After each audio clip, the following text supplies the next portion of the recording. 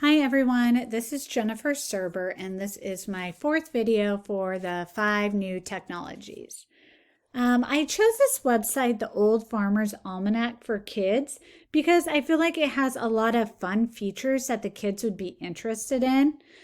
For example, it has riddles and puzzles.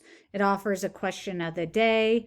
Also, it has a bunch of fun, interesting history facts, talks about weather conditions, gives a chance, the kids the opportunity or chance to learn how to identify animal tracks, which I think is really neat. And they just have a lot of fun themes and topics that I think kids would enjoy. Also, I feel like this website is a great way to help meet the modern science standards and social studies standards for the classroom. So I just wanted to kind of go through this website and show you what it all has to offer. So at the very beginning of the website, you can see different stories and activities. On the left-hand side, it lists a bunch of the topics. You just click on these topics and they're going to offer stories and activities, questions, and just fun ways to get the children involved.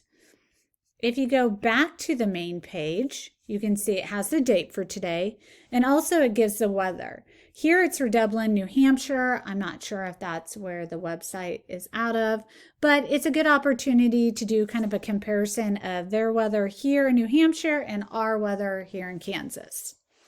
Also, it lists some moon phases, which is really cool. I always like to see if it's a full moon for that day of school.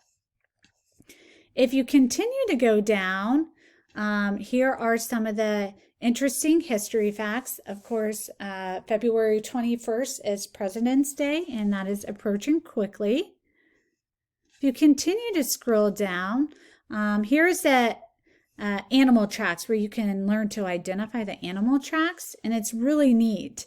If you continue to scroll down, it shows the different animals and their type of tracks.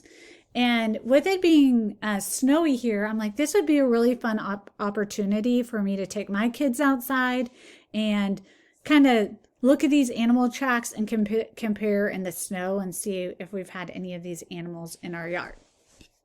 So I thought that was really fun and cool. Also, it gives gardening facts and information and books for kids. With spring coming up, this would be a great way to get some of that information in. So all in all, I feel like this is a really neat website that teachers can use within the classroom to help enhance and meet those science and social studies standards. I feel like, again, this meets my target audience of kids, children from kindergarten to 3rd grade. So I just wanted to share this with you.